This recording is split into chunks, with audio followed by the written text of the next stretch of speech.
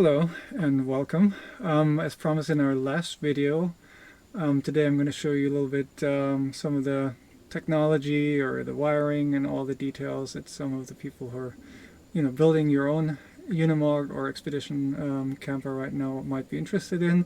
So we're going to open up some of the cavities, some of the flaps, and show you the bowels of the beast. So let me do this and give you over to Sabella.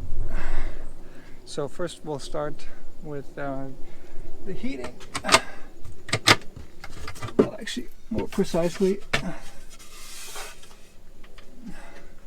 this is our warm water boiler. It has a 220 volt heating capsule on one side and 12 volt heating capsule on the other side. So obviously the 12 volt heating takes longer time, but you don't need to turn on the inverter. And the 220 we can use with the inverter, or we can use when we're connected to land power, provided obviously that we're in a 220 country. Otherwise we always have to use the inverter. Down below is our it's hard to see because it's really wedged in there, but it's our Webasto diesel air heater. We opted, I forgot the model name, but we opted for a smaller one. I think it's called the 40 rather than the 55, because the 40 you could get with a special kit for high elevation. So this one is actually able to operate without problems up to 5,500 meters, which is 16,500 feet elevation. So if we're one day in South America, or even if we're in Colorado, Telluride, it's 10,000 or 11,000 feet, we can run the heat without it, kind of clogging up after some time and some use. Excuse me, is that a Unimog? Yeah. It's awesome. Yeah. We drive by it. So, short interruption. Hopefully a new subscriber that we gained. What was his name? Adam. So Adam, if you're watching this, thanks for watching it and subscribing. Nice to meet you. So this is basically, as I said, the diesel air heat and the warm water boiler for our outdoor shower as well as our indoor shower. And so let's close it up again. Oh, and then, by the way, here you can see this is the material that Mr. Coleman used to build the inside stuff that's not visible. It's all with this, I think it's kind of like a birch wood, lightweight wood. It was just super detailed and Yeah. about quality, so. Good. So let's go literally into another bowel. I mentioned last time that this is a chemical-free system that kind of pulls air out of the toilet, and so I'm going to show you what's behind that flap. So I think this is the standard Tedford cassette, and then there's the ventilation system here. You can see the power for the fan to pull out the air, and so if you want to basically empty that out, you just pull out this little guy, and then pull this out, and that's your cassette, and then you can wheel it to dispose of it.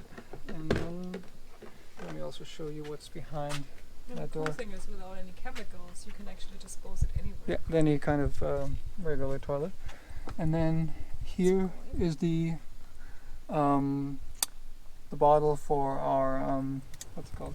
For our soap shower gel. So we have, I said, one spare bottle and this D for Dusche, where we have our shower gel in there, and so the only thing is obviously if that's empty, but that's 250 milliliters, then we have to take out the cassette, but that's not big. I think the shower gel is going to last us a long time. So put that back together.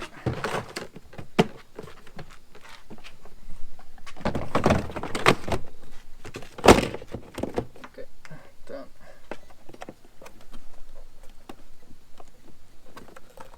And sealed up again. Oh, and before we go inside, I want to show you our magnetic project camper. Privacy screens. Cool. no, there's magnets in here, so when you want to mount them, you just kind of put them on, and you're done. No suction cups or anything else to play with. And we also mounted our icebox, electric one that you know from the pool. So in here, currently not turned on, but yeah, fits in perfectly. Yuck. A little bit more, you know, cooling, and if we have something to drink and to eat, it's out here. So then let's go inside. Further inside.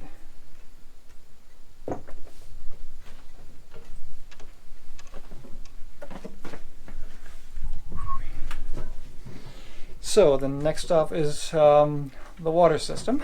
So why don't you take this?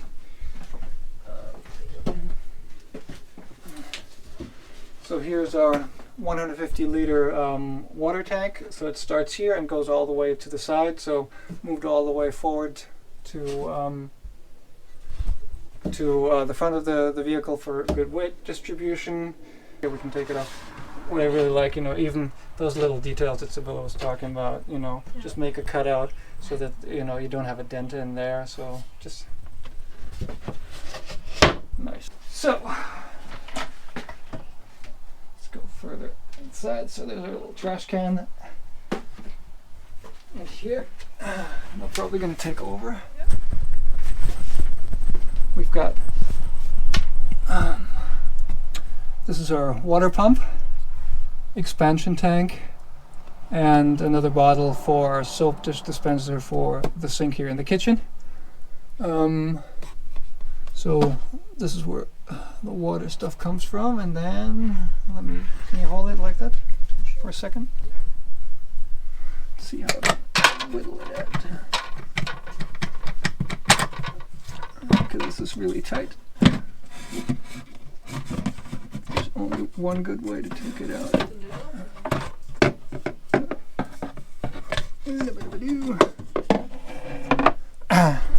And there you can see our water filter here over there, and then there's the odor trap for the sink wastewater. You can see the rest of the water tank, and there are the levers to drain the water tank for winter.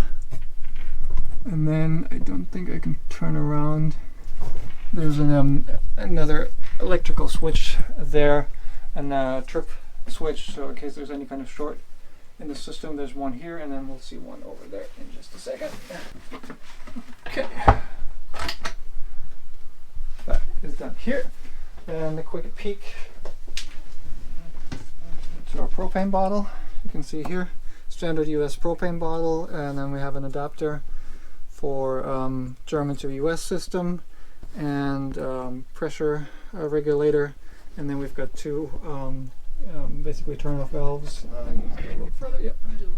One for the kitchen and one for the grass grill on the outside.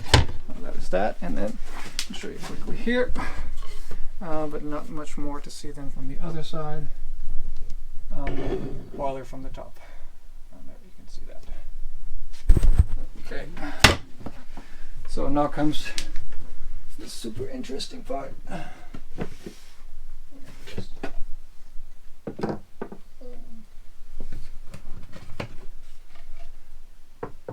Show you all the electrics. So this is those are the coolest electrics.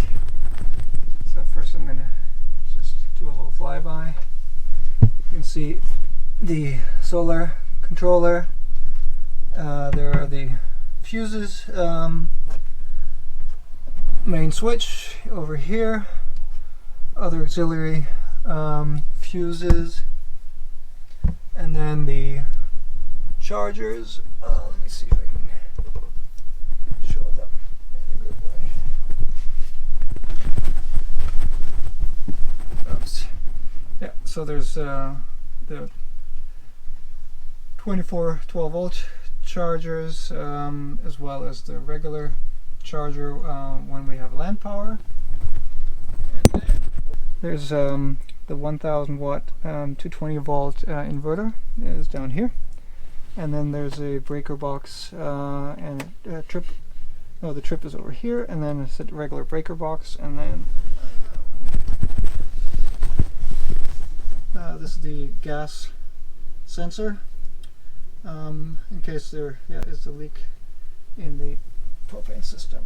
Looking at our nice and tidy electrical setup. One second. Put that back again. I think I have to be careful not to step in there. So, coming back to our electrics, and then for good weight distribution, we have a battery box that is lowered in the floor, and we've got 3 100 amp hours lithium ferrite batteries here on board. So therefore they're kind of were a little bit in front of the rear wheels, centered to the rear wheels, but obviously as low as they can be on the Unimog. So, and with the lithium batteries, I think we saved ourselves about 80 to 90 kilos compared to the regular batteries, so about 160, 180 pounds, which is probably a nice thing to have.